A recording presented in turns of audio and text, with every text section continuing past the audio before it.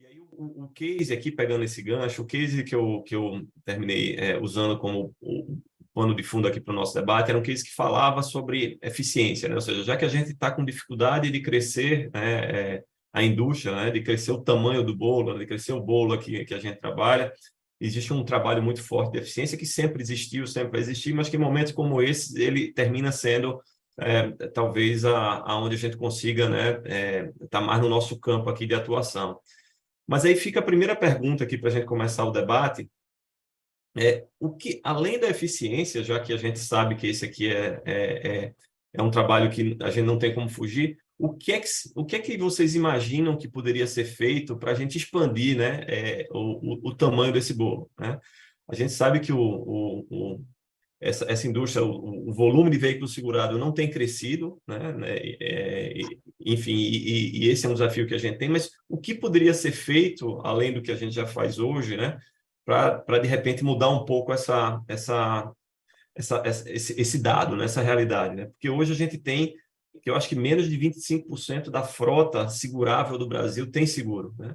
Então, que ações ou que medidas, ou, enfim, que produto poderia ser pensado para que a gente tentasse expandir essa indústria e, dessa forma, não fosse um mercado tão rouba-monte, como a gente chama, né? Uma seguradora tentando tirar ali o veículo, a apólice da outra seguradora.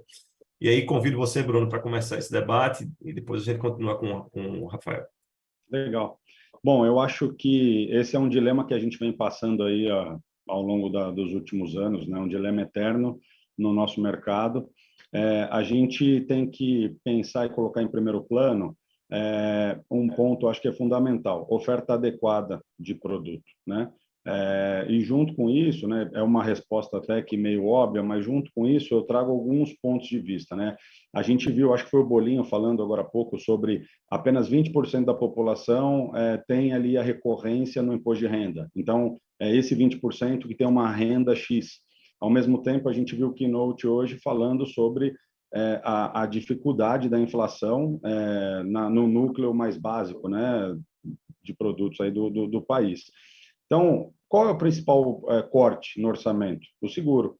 A partir do momento em que o carro vai ficando velho, a frota vai ficando velha, esse consumidor ele acha ele não acha justo a aquisição do produto de seguro hoje e ele prefere abrir mão disso, né? A seguradora ela precisa abrir a cabeça, né? Eu acho que tem um ponto aí também do nosso lado do balcão, a gente precisa abrir a cabeça e saber ofertar um produto adequado para esse cliente, para que a gente não perca ou que a gente resgate esse cliente, né? Essa frota não segurada, ela é uma frota mais antiga e a seguradora vê os carros mais antigos com maus olhos, a maior parte delas, né? Então, a gente precisa ampliar essa visão da seguradora, né? Na identificação de um produto adequado, achar o ponto correto de oferta adequada para aquele segurado. E tem um ponto que é dentro dessa simplificação, né? A gente vê a SUSEP no movimento de flexibilização. Então, ela lançou uma série de medidas que ajudam as seguradoras, né, a flexibilizar a oferta de produto e, ao mesmo tempo, a seguradora precisa entender exatamente como fazer essa oferta, né? Como que eu vou, através de um canal bancário, através de um marketplace, eu vou acessar, através do corretor, obviamente, né, que é o ponto, o ator central na distribuição, como que eu vou criar condições para que esse canal de vendas acesse e tenha um produto atrativo, né? E, na visão do consumidor, um produto justo. Eu acho que a partir do momento em que a gente começa a entender que isso, de fato, é uma possibilidade, atacar essa frota mais antiga, eu acho que é um ponto. A gente tem aí o seguro por assinatura, pode ser uma saída, né, para um determinado público. A gente vê algumas seguradoras atuando diretamente nessa forma. A gente tem, ao mesmo tempo, um produto com localizador, né? E aí trabalhando mais ali com roubo e furto, uma cobertura mais enxuta, enfim, algumas seguradoras ganhando espaço expressivo com esse tipo de produto no mercado. Então, isso são medidas que irão ajudar a gente a ter uma penetração maior na frota brasileira, né? Eu acho que esse é um dos pontos principais. Rafa, quer complementar?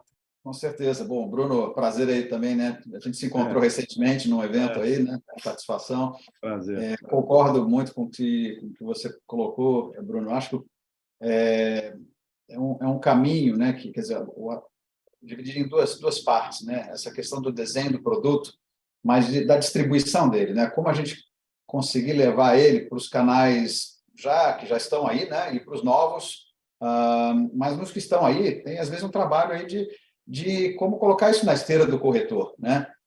A Liberty, vou falar especificamente da Liberty, né? A gente, com a crise que teve aí em 2015, 2016, né? A gente lançou um novo produto, marca Aliro, que veio na direção exatamente de atacar esses efeitos aí do menos dinheiro no bolso, maior endividamento. Agora também a gente vê todo um impacto do aumento dos carros, né, usados por falta dos chips, dos novos. Então, a gente viu carros aí com aumentos de mais de 40%.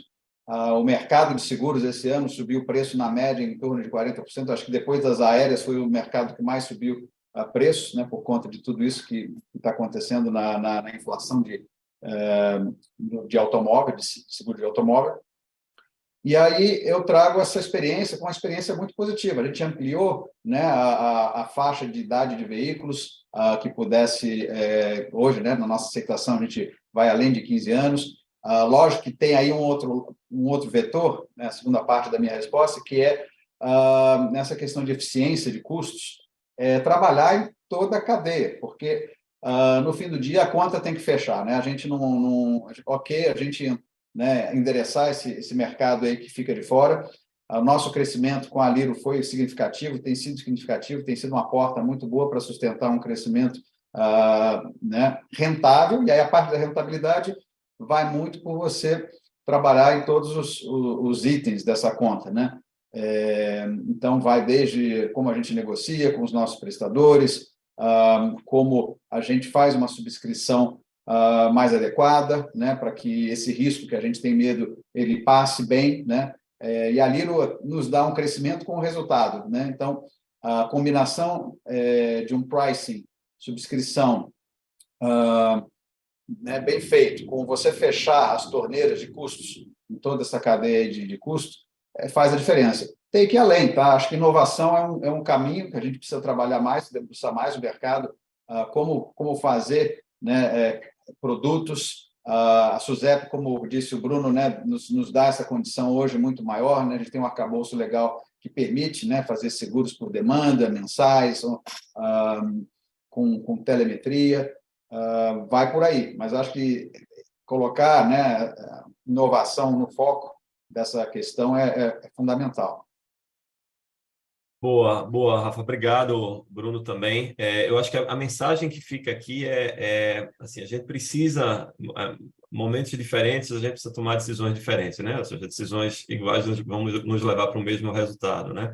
E aqui fica o desafio de como é que a gente acessa, né? Acho que o Bruno comentou isso, como é que a gente acessa, né, esse público, né? Para a gente poder expandir as fronteiras atuais. O Rafael comentou, né, que no caso da Liberty eles já estão ampliando, por exemplo, o tempo, né, a idade do veículo, né, para poder fazer essa expansão. Tem uma questão aqui também do novo consumidor, né? O consumidor ele tem mudado muito o perfil dele ao longo dos últimos anos, né, por toda essa evolução de tecnologia. E aí o Rafael comenta, né, que a inovação tem que vir ao encontro desse novo consumidor, né? Ou seja, como é que eu chego nele e como é que eu crio, né, o produto adequado para o consumidor adequado, para o bem adequado, para o veículo adequado.